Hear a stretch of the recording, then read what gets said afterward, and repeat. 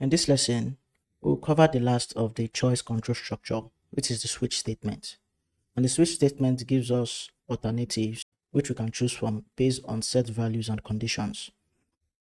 For example, we typically have 7 days in a week, and using the switch statement, I can always return the name of a day based on the number.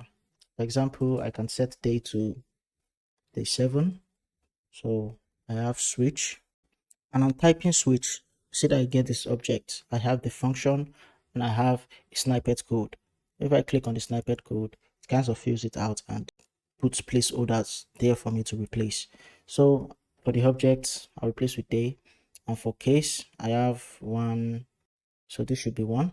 And this should be Monday, which is day 1. So this is one alternative. Another alternative will be Tuesday, which is day 2. So just give me a moment while I just type this out.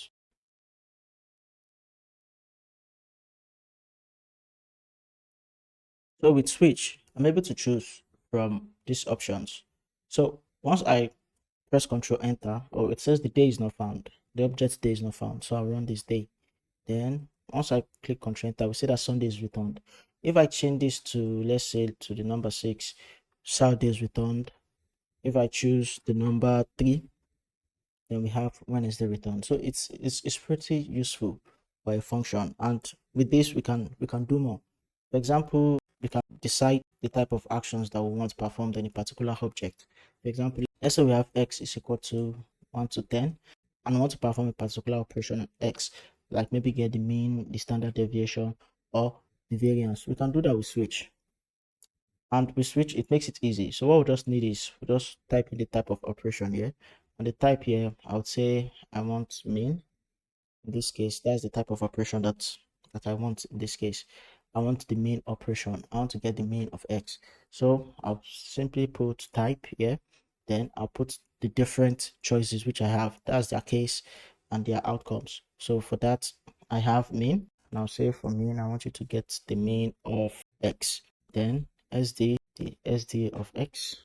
I have var, which would be the variance of x. Then lastly, I just want you to plot x. So to give me the plot of x.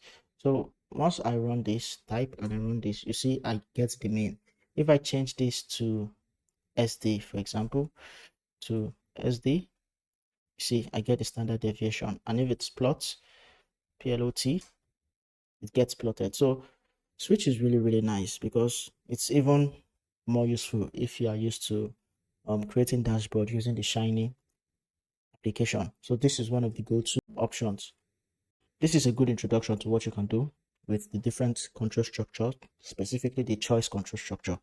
In the next lesson, we'll start with the loops, start with for loops, then we'll advance to while loop. See you.